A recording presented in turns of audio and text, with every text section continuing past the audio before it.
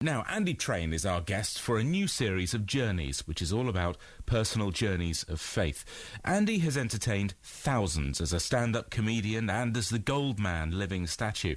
He's also helped save thousands of lives as a nurse in A&E and as a trainer in emergency first aid. He's been married and has a daughter, but he's now a leading figure in the lesbian, gay, bisexual and transgender community and as a member of the Hull and East Riding LGBT Christian Fellowship.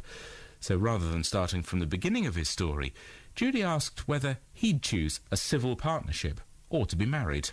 I think it would be a marriage in church, and again, it's even for me, it's taken a while for me to understand that, or to feel that's how it should be. And I think even in 10 years' time, we'll kind of look back and think, what was all the fuss about, really?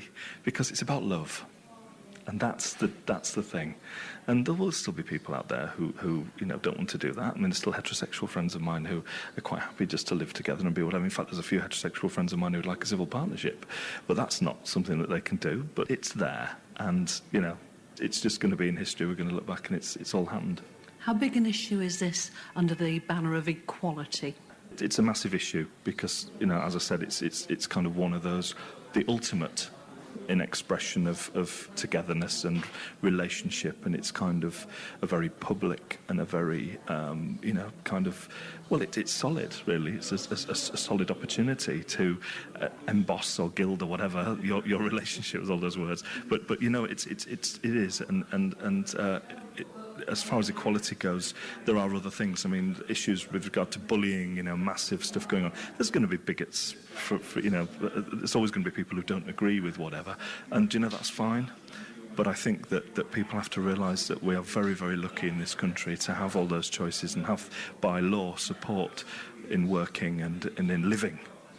And you can be yourself, and you're not on your own.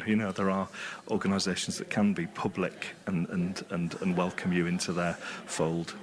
But if we just sort of concentrate for the moment on your membership of the Christian Fellowship, how tricky is it for people to know that they may belong to a church where actually their marriage could not be recognised and couldn't be conducted within the church that they love? Yeah, I think that is really difficult, and I think there's two levels. I mean, there are people listening to this who maybe don't even know about my Christian heritage and growing up very much involved with Sunday school, church choirs and choral music. There's many aspects of having grown up in the church, being confirmed and even historically being married in the church and having my daughter baptised in the church, and just having lots of happy times and opportunities to make some great friends and it's part of your life and it's part of you. And I think being, looking at the group that we've got, I've almost come full circle really in the way that I'm supported, because it's kind of doubly